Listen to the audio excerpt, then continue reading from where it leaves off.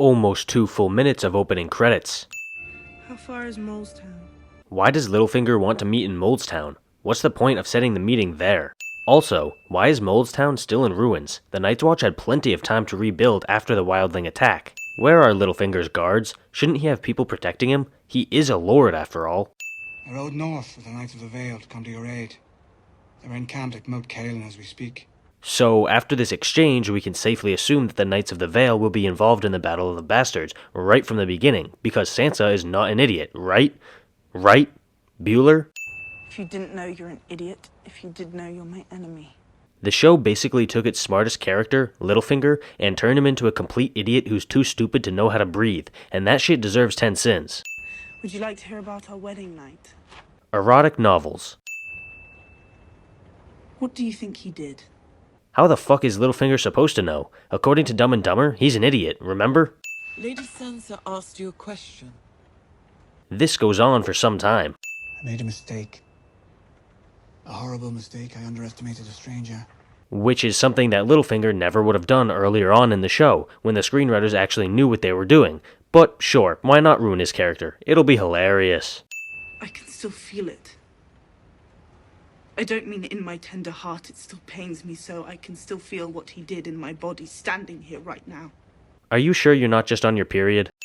Go back to Moat Cailin. My brother and I will take back the North on our own. I never want to see you again. This honestly might be the dumbest part of this entire scene. She starts off wanting to kill Littlefinger, but then decides not to because... reasons? And then she decides that her and Jon don't actually need the army from the Vale, even though it's a large force of well-trained knights who could easily flip the tide of war in their favor. Why does she reject Littlefinger's help? I don't know. You don't know. I don't even think the screenwriters know. A time may come when you need an army loyal to you. Maybe, like, oh, I don't know, the army from the Vale? Jesus, the show wants me to hate Sansa so badly, and it's fucking working. Street Fighter Bravos Edition. Also, can I just label this entire plotline with one giant skip? You'll never be one of us, Lady Stark. The amount of times Jaqen dramatically appears out of nowhere in this show is kind of insane. It's becoming its own cliche at this point. Where did they go? Here. They founded the Free City of Bravos and built this house. This history lesson goes on for some time. An actress who calls herself Lady Crane. She performs at the theater in Shielba Square. But no need to explain why Lady Crane has to die. Just trust me, she deserves it. She's a total bitch. Oh, yay, we get to waste even more time watching a play about shit we've already seen. How exciting? I feel the winds of winter as they lick across the land. You hear that, George? Even Lady Crane can feel the winds of winter. Get it done already, dude. Oh, I am about to go! Do you guys remember when Game of Thrones was a political drama full of very serious intrigue, mystery, and complex plots? Yeah, who needs that when you can have some fat guy farting to death on a stage? Obligatory HBO tits are obligatory. Jesus fucking Christ, tell me one good reason why we needed the scene transition here to involve this guy's bare dick.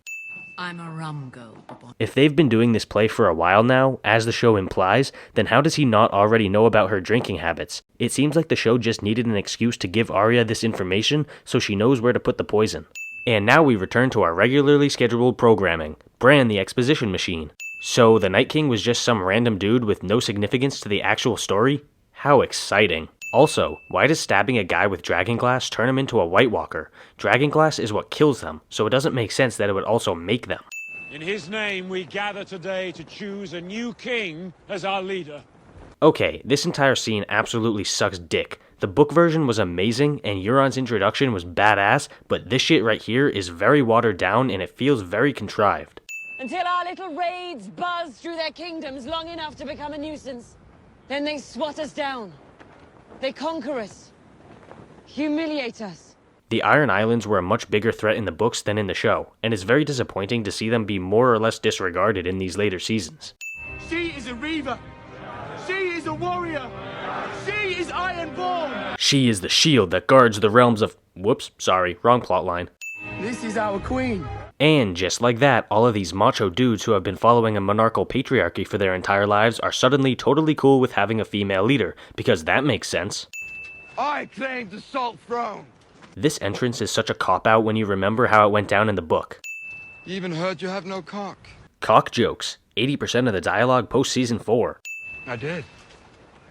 I killed him. But, of course, none of the Ironborn actually give a shit because the screenwriters forgot that Balon was their king, and killing your king/brother is a horrible crime. Gallivanting. That's the sort of thing you start to say once your dick gets chopped off. Cock, penis, dick. Don't worry about the plot actually making sense, just focus on the genitalia. I'm going to build that fleet, and I'm going to gallivant right over and give it to Daenerys Targaryen along with my big cock. Jesus Christ, can we just add 10 more sins for this shit? It's not funny, it's just overused and stupid.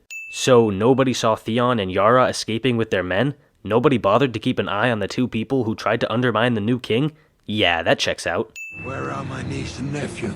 Oh, we just assumed that they were chill with you becoming the king, so we ignored them. I'm sure they'll turn up soon. Let's go murder them. That is such a weird way to say that. Also, has everybody simultaneously forgotten that kinslaying is a terrible crime? Dude, look at the size of this fleet. How did nobody see this? All I've ever wanted was to serve you. And fuck you, but that's besides the point. I love you. I'll always love you. Sir Friendzone. Well, I command you to find the cure. Wherever it is in this world. I command you to heal yourself. So much cringe. Also, this uncurable disease will now be totally curable because Khaleesi commanded it. When I take the Seven Kingdoms, I need you by my side. So you can use his grayscale as a biological weapon? Smart. Where will we find him? Who said anything about him? Unnecessary callback is unnecessary. I know from personal experience how uncomfortable the journey can be. Not when you're teleporting like all the characters in these later seasons. I will summon my most eloquent priests. They will spread the word. Why didn't she already do this? She explicitly states that she believes Daenerys is Azor Ahai. She didn't need Varys and Tyrion to convince her, so why is she only deciding to preach about it now? Excellent. A man named Stannis Baratheon was anointed as the chosen one by one of your priestesses. Okay, I get that Varys hates sorcery, that was already explained and it makes sense, but he is not an idiot. He just heard the priestess say that she'll help them, so why is he suddenly antagonizing her? It doesn't make sense. Should I tell you what the voice said? Nah, no need to explain. I mean, you just piqued my interest by talking about it, but you should never explain it. I cannot wait for this symbol to be explained. The show has set up its significance really well up to this point. It's gonna be a great reveal. Discount Rick Grimes. Also, why are the whites just standing here completely still? Shouldn't they be marching towards the wall? It's not as if they need breaks. They're zombies. The Night King! He saw me! He touched you. The Night King is a pedophile. But he can't get in. He can now. Well, that seems like it would have been a good piece of information to share with Bran before he went and did this exact type of thing, but I guess the Three-Eyed Raven likes living close to the edge. If we want to survive, we need Winterfell, and to take Winterfell, we need more men.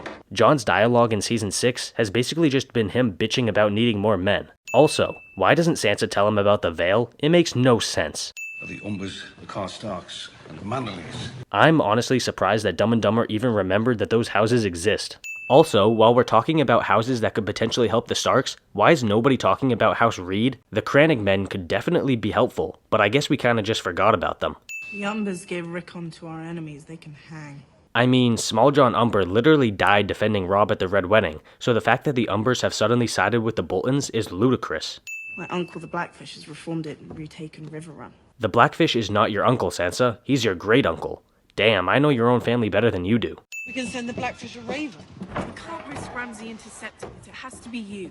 What the bloody fuck is this? You're sending Brienne to Riverrun? It would be better if you went yourself. That would be better to convince Brynden to join you. Why are you sending a random bodyguard who has zero personal connection to him?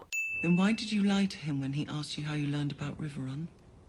I love how it cuts to the next scene before she can say anything, because even the screenwriters don't know the answer. Why do the whites love standing dramatically so much? It's dumb and doesn't make sense. Bran! Bran, wake up! You'd think that Bran wouldn't have started doing this when he knew that the Night King was coming, but the show's #1 goal is to make all the characters complete idiots, so it is what it is, I guess. Summer Ex Machina. Good thing he just stood there waiting to die. I mean, imagine if he had actually moved. What a shitty death. We've known Summer for over 5 seasons at this point, and that's how he goes out? Shove these 100 sins up your ass. When they entered the cave, the Night King was in front and his generals were behind him, but the generals somehow got in first. Did the Night King stop for a smoke break?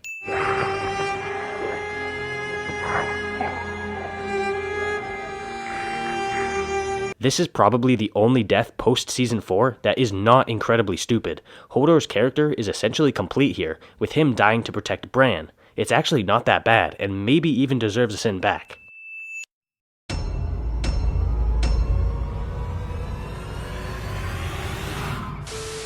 If you didn't know, you're an idiot. What an idiot. I don't care what universe you're from. That's gotta hurt.